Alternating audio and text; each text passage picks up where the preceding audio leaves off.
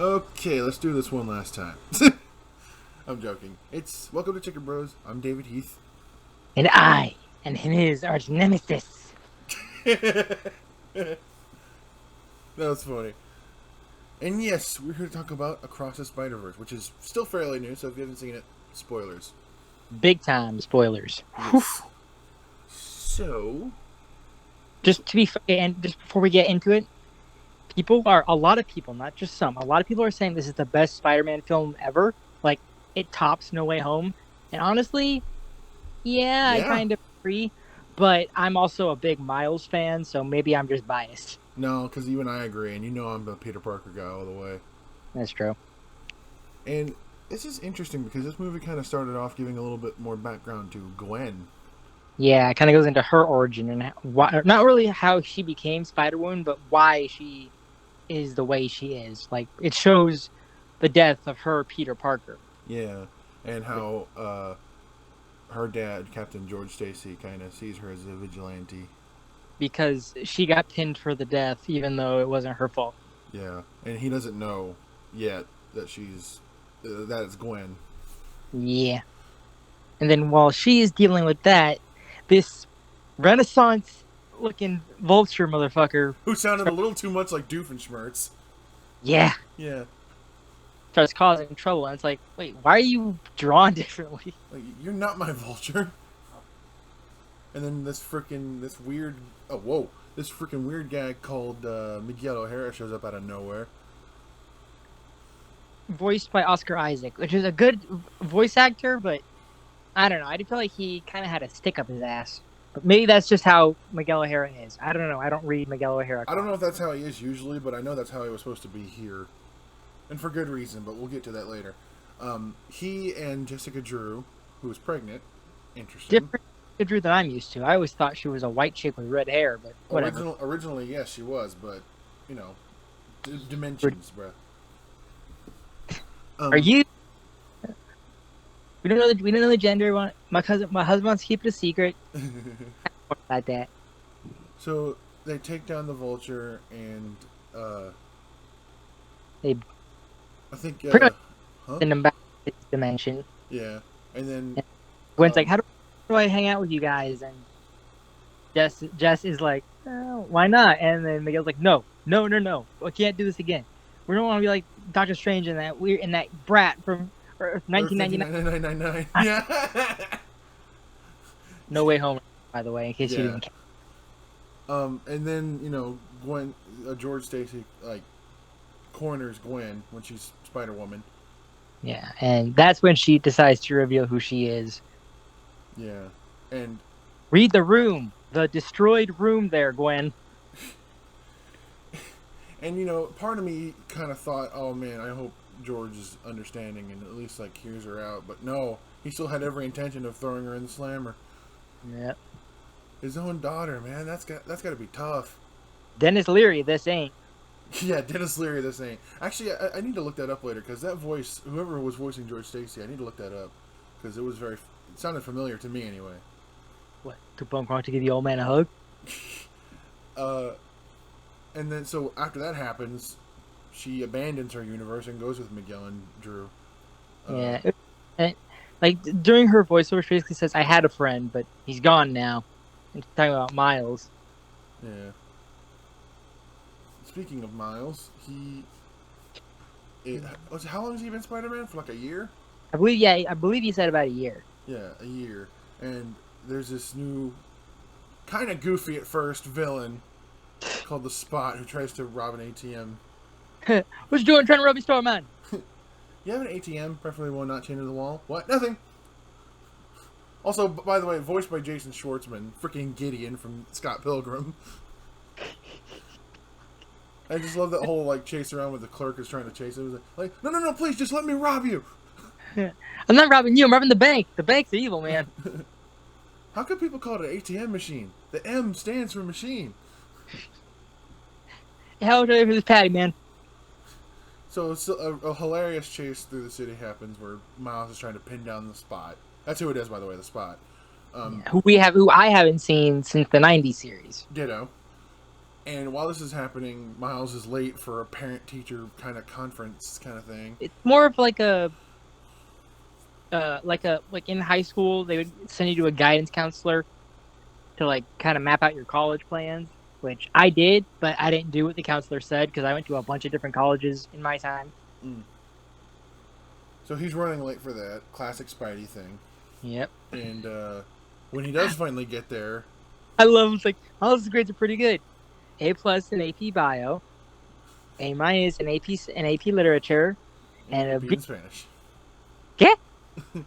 Hey, Miles. Yeah, Rio gets really all upset. Because Jeff is like, "Are you trying to kill your mom?" I mean, I can kind of see you're a B in Spanish, but you're fluent in the language. Yeah. But at the same time, I can kind of understand because I believe Miles and his mom are Puerto Rican, and depending on because there Well, are different. that's not the reason he got a B in Spanish. He got a B because he kept missing classes because he's Spider-Man. That's true.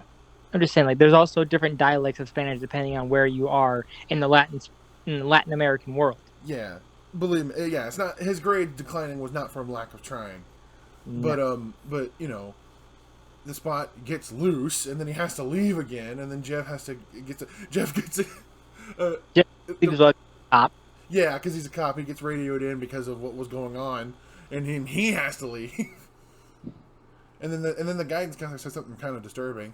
You know he's lying to you. What, Jeff? Your son?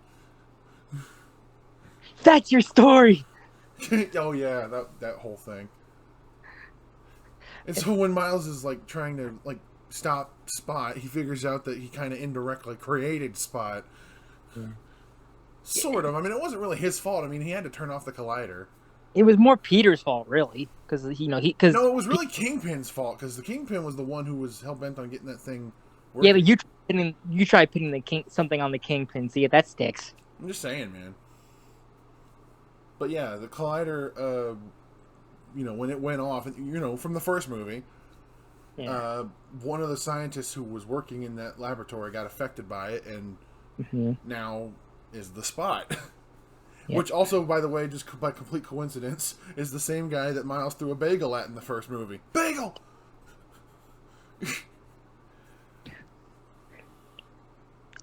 And so now he's like hell bent on being Spider-Man's nemesis. And I gotta be honest with you, I was just like, this guy's a try hard at the first point, because at first the Spot's incredibly comical.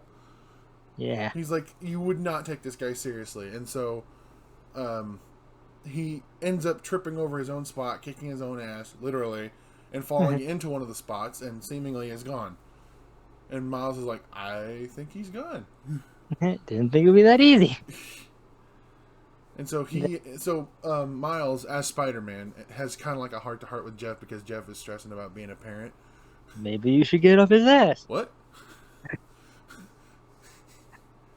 Maybe you should just gotta let him spread his wings. And just, like, spreads his arms out. He tries to do like a fist bump, but he won't. But Jeff won't do it. Like, I should probably go. Which is probably going to come into play in the next movie. Yeah, probably. So while that's happening, the Spot's kind of like in this weird in-between realm, and he realizes like his spots can take him to other dimensions. Like the Lego world. Yeah, there's literally a Lego dimension. Which, did you notice they just used archive audio from Maguire's Spider-Man? That's literally just archive audio from the Maguire movies. It is. It's literally that scene where where J. Jonah's like, tomorrow Spider-Man page 1 with a decent picture this time. That's literally just the scene like the audio but like I don't know who that was voicing Peter Parker. That definitely was not Maguire. Nah. But was though. But Lego Spidey gets wind of Spots happening and lets Miguel know. Boop.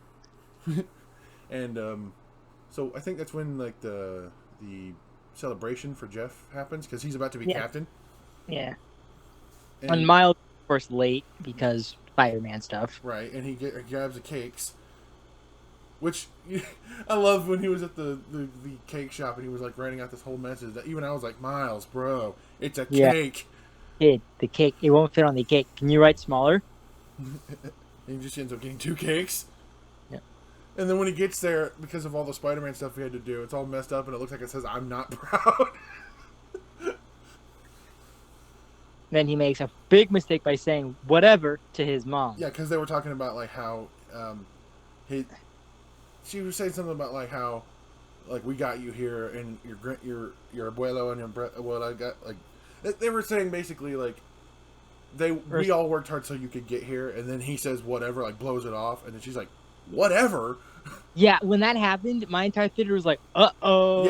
Yeah, I saw the look on her face, and I was like, "Oh, Miles, you screwed up." And yeah, so he gets grounded for what did it start off with, a month? 2 weeks, and then No, I think he said a month at first, and then it became like 2 months or something like that. I don't remember, but like he got grounded, and then Gwen shows up again with pinker hair than usual. well, I mean that is also comic accurate. I know. And it's basically that scene from the first teaser trailer where she's like, "You want to get out of here? I'm grounded. Bummer. Is Spider-Man grounded?" He's like, "Whoa." And so they go Spider-Manning out. And, yeah. And then Rio and Jeff find out he left. He's like, 2 months.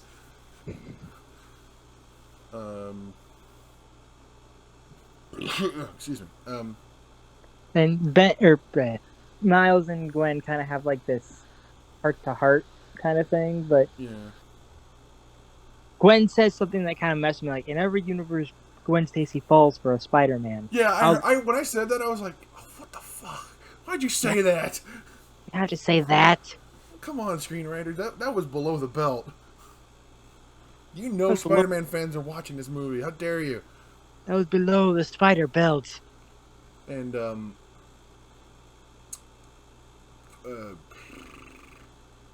after that, I believe... Because she told him about the Spider Society. Well, kind of, sort of told him about the Spider Society. Yeah, she just said it was a small gathering of a few spider people. Right.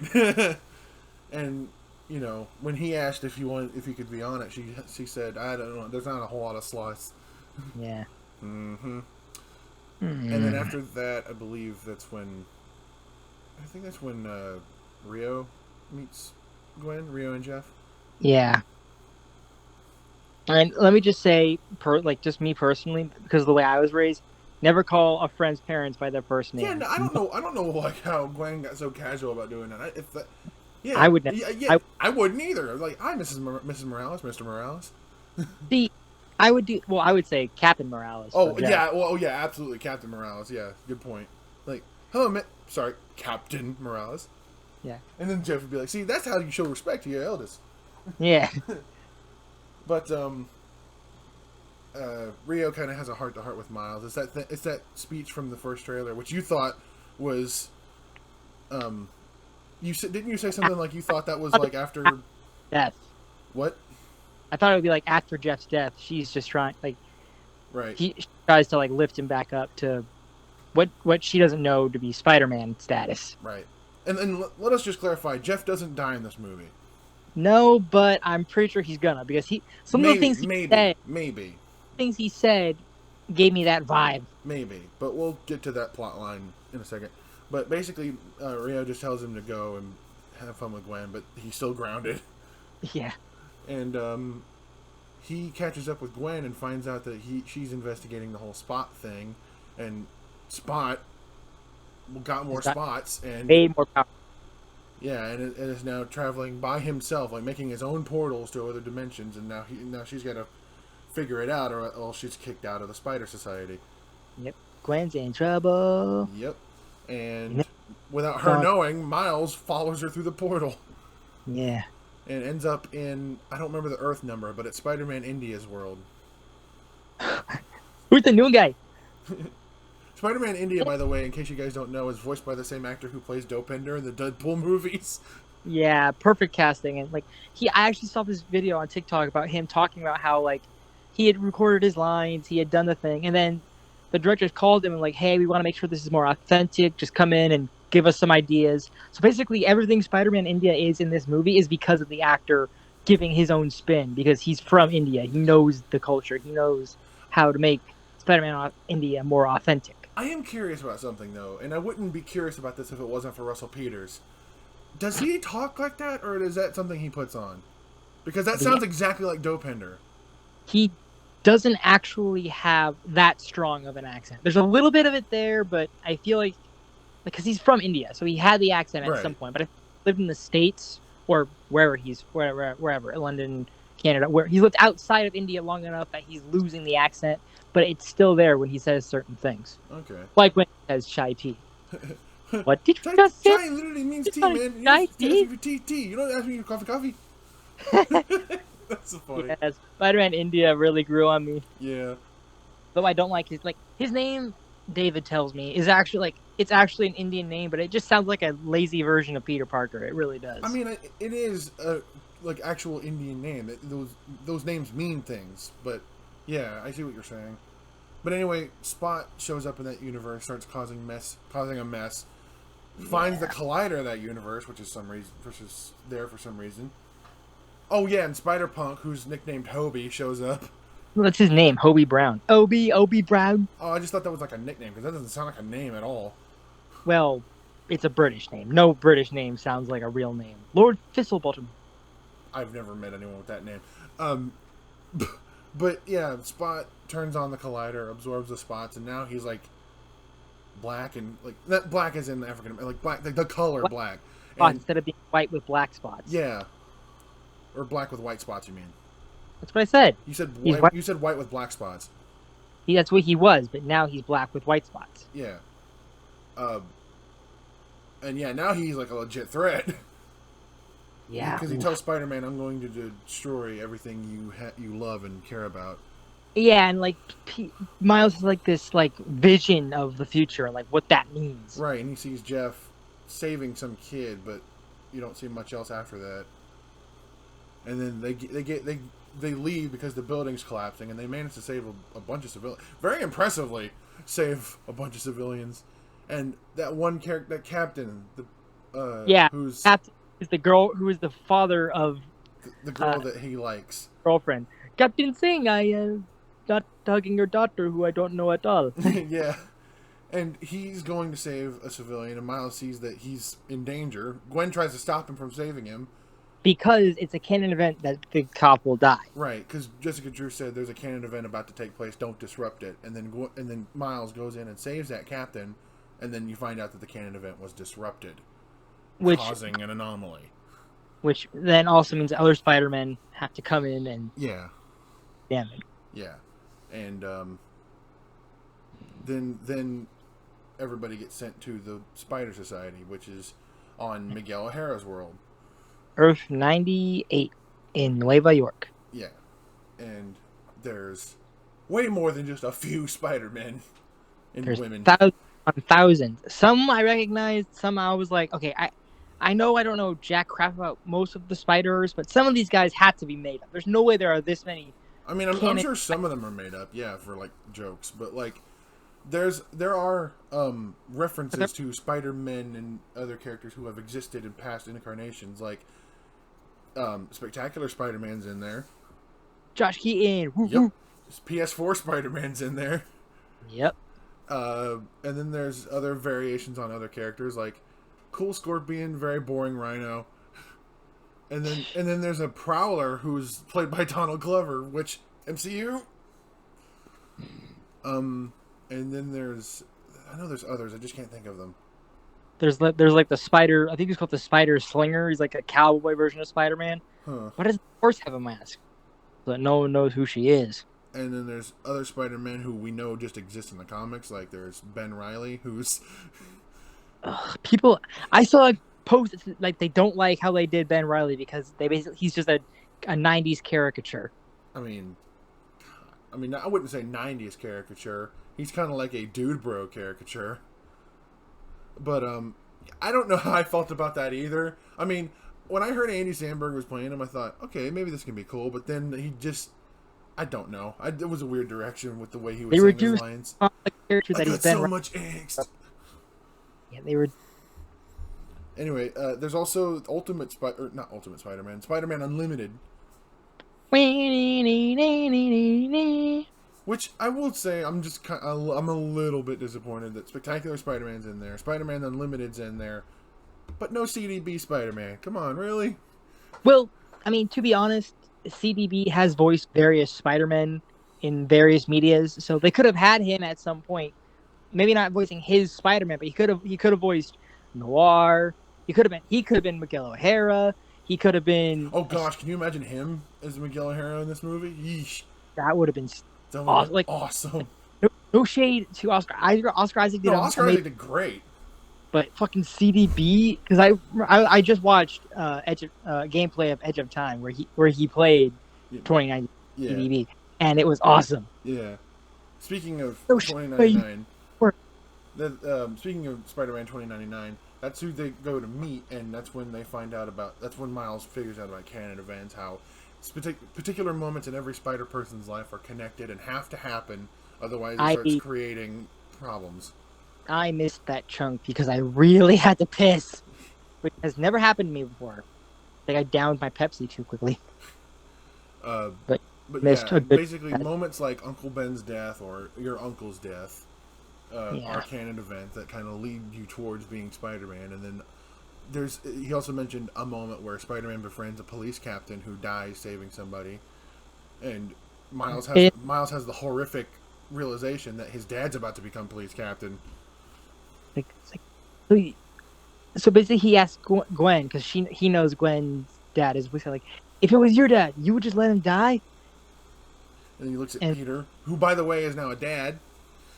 Oh yeah, you got a little baby named Mayday. There is a Spider Girl named Mayday Parker, and she is awesome. Yep, adorable. A little baby, and she's adorable.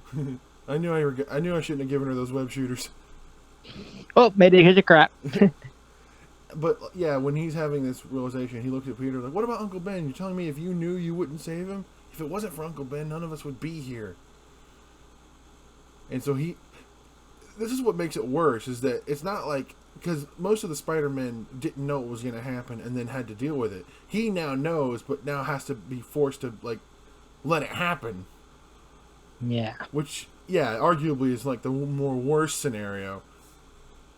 And like, what's cool about this movie is that like, when it's explaining the canon events, like particularly the one about the police captain dying, it actually shows footage from Andrew Garfield's movie where Dennis Leary's George Stacy dies. And then when it mentions the Uncle Ben thing, it shows different versions of the Uncle Ben thing, including the comics. Yeah, the comics, some of the cartoons, and both Andrew Garfield's and Maguire's Uncle Ben's. Because it has to happen. Yeah, but like Miles is saying, I can do both. He's like, Spider-Man always does both, and Peter's like, no, not always. And so they have to they're trying to trap him essentially to keep him from disrupting the canon event, but he breaks out and then starts running for his life.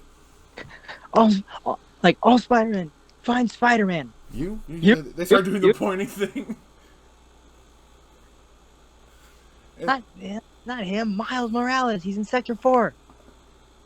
And then all the Spider-Men and women are chasing down Miles, trying to pin him down.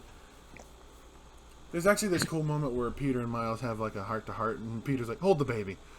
Yeah, honestly, that would cure me of any angst because I love babies.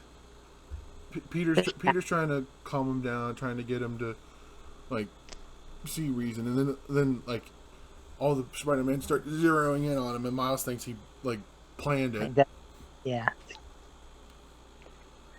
Then he like busts out of the building and basically is being chased around all of Nueva York. Yeah, he ends up on this weird train thing that for some reason is going upward into the sky. No, he tries to hide out on a car. Miguel's tailing him, and it's like the driver points at Snitch! Miles. Snitch! And then, Miguel tells Miles that the spider that harshly, bit him, by the way. Yeah, the spider that bit him was not even from his universe. It was from a different universe. He was never supposed to be Spider-Man. Yeah, there's a universe with no Spider-Man because it bit him.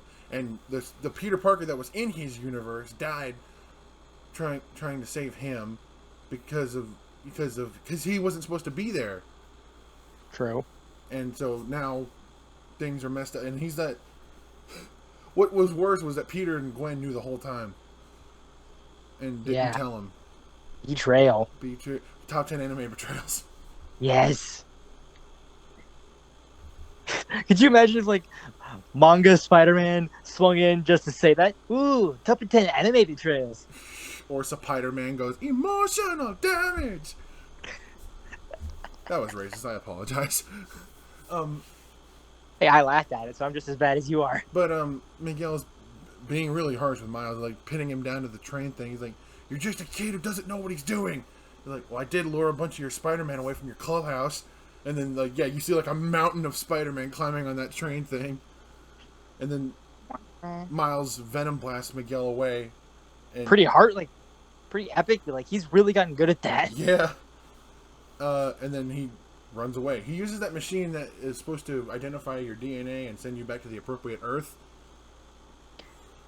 But it doesn't, Well, because I don't know how, but because I guess it's because the spider that bit him wasn't from his universe. I think it identified the radioactivity in him and identified it with what universe it was appropriate to. right. It sent him to the universe that the spider that bit him came from. Yeah. The so universe without a Spider-Man. No Spider-Man. And it was, see, they didn't abundantly make it clear, not super clear anyway, until he got home to his mom and decided to tell her, "I'm Spider-Man." And then she goes, "Who's Spider-Man?" Because in that universe, Spider-Man never existed. Right. And there's like, Gwen's like right outside his bedroom window, and you think they're in the same place, but then it's very quickly revealed that they're not. I mean, they are, but in separate universes. He's not in, he didn't make it to his universe. Yeah. And he starts glitching out, and that's when he figures it out, and he sees Uncle Aaron. Yeah. Versus alive, but and he knows something's up, so he lures him up to the roof and he gets knocked out. Oh wait, yeah, I forgot to mention Gwen got kicked out of the Spider Society. And she went home to her dad, who was still upset about the whole thing. But he at least saw a reason, is like, you're my kid. Yeah. And then she tries to explain why she does what he does, using a great analogy of like, you wear that badge because you believe in protecting people. Well, you have to understand, this mask is my badge. And eventually, so she's like, "If you want to arrest me, arrest me." He's like, "I can't." "Why not?" "Because I quit." "When did you do that?" "Halfway through your speech."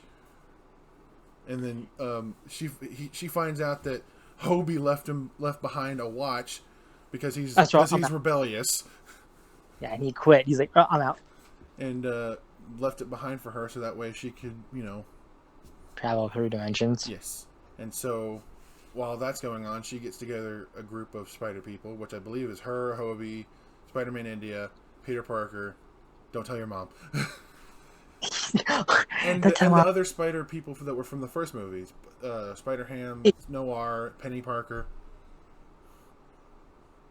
I like Penny's new robot. That looks that was cool. And while this is going on, Miles is tied up to the punching bag inside Uncle Aaron's apartment. And he's trying to reach Uncle Aaron. Yeah. Being like, "Know who you are. You're a good guy. You don't want to be the Prowler." When he blasted the freaking punching bag, I was scared. Like, did he just blow his head off? That's what it looked like. Yeah. And he's like, "I'm not." And then the Prowler sees a Prowler in there. He's like, "You said your dad was still alive." "Yeah." "Who are you?" And takes off his mask. "I'm Miles Morales."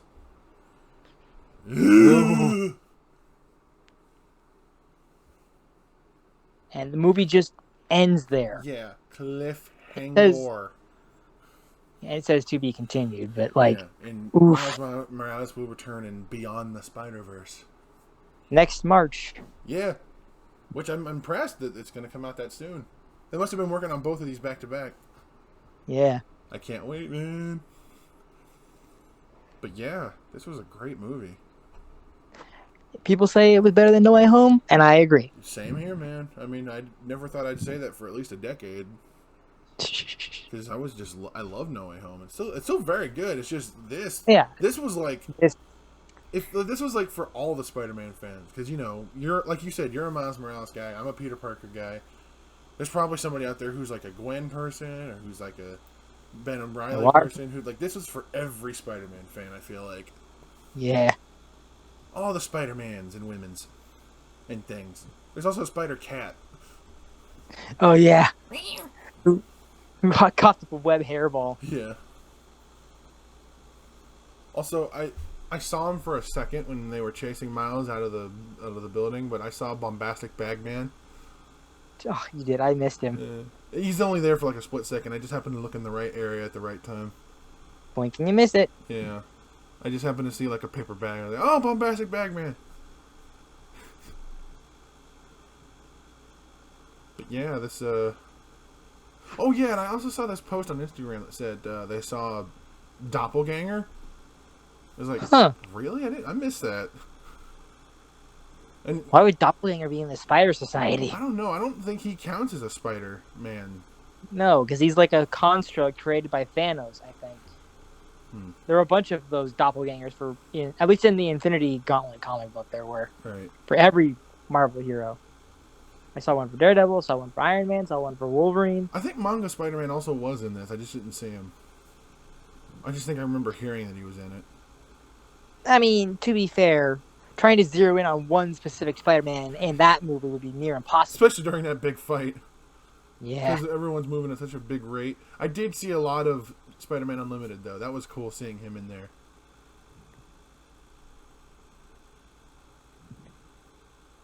I don't know if I may have missed it, but I didn't see any particular Spider-Men or women that had the symbiote. I didn't either. I wonder if Spiders Man was in there. Spiders Man, yeah. Which, if anybody listening doesn't know, Spiders Man is a collection of spiders built up to be Spider-Man. Yeah, inside the suit. They share a consciousness or something. Yeah, it was really weird. Yeah, of course, not the weirdest. It's not. Yeah, exactly. That's not the weirdest Spider-Man I've ever seen. Spider-Ham, for goodness sake. Ugh. But yeah, that's Across the Spider-Verse. Solid 10 out of 10. 10 out of 10. 10 out of 10. Wait, 10. 10. I can't wait for the next one, and yeah. I hope everything turns out okay. Yeah, seriously. Jeff, it's not looking good, man. Nah, man, nah. And we will see you guys next time.